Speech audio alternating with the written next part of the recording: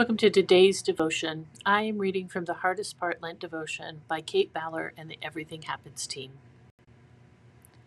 Luke 5:17 through 19 says, On one of those days, as he was teaching, Pharisees and teachers of the law were sitting there, who had come from every village of Galilee and Judea and from Jerusalem. And the power of the Lord was with him to heal. And behold, some men were bringing on a bed a man who was paralyzed, and they were seeking to bring him in and lay him before Jesus. But finding no way to bring him in, because of the crowd, they went up on the roof and let him down with his bed through the tiles into the midst of Jesus. Pastor Nadia Bolz-Weber describes how she understood the truth of our interdependence most fully when she began practicing the uncomfortable honesty demanded by Alcoholics Anonymous. Recovery is hard to do on your own, she observed. You have to do it with a group of other people who are messed up in the same way, but have found some light in their darkness. They nicknamed this sort of community the Rowing Club. They were all in the same boat. And they would have to take turns pulling on the oars. At times, each person would have to be willing to be carried. So we know there are some days that we can be the one who gives, and other days that we need to be able to receive. Which is it for you today? Here's a blessing for friends who hold us up. You are called to love, but people are inherently risky.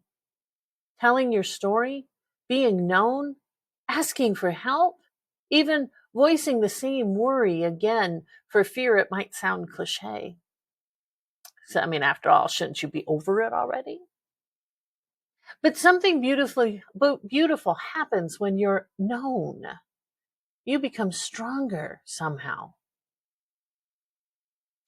Think of the pillars holding up the cathedrals, the flying buttresses designed to support walls that might otherwise crumble. They allow the structures to rise taller, more intricate, adorned with ornaments or filled with stained glass that scatters colorful light in every direction. When you don't feel tall or strong, you may find those who hold you up, who remind you how loved you are. Yes, you'll get up again today. Yep, you'll get those kids cereal. You'll help parents with an errand. You'll go to work, or you'll come up with something better to do with retirement hours. You will try again, because someone else's absurd faith in you fortifies you. So blessed are the flying buttresses, those who hold us up when everything seems ready to fall apart. They let us face the day, not because we're doing it alone, but precisely because we aren't.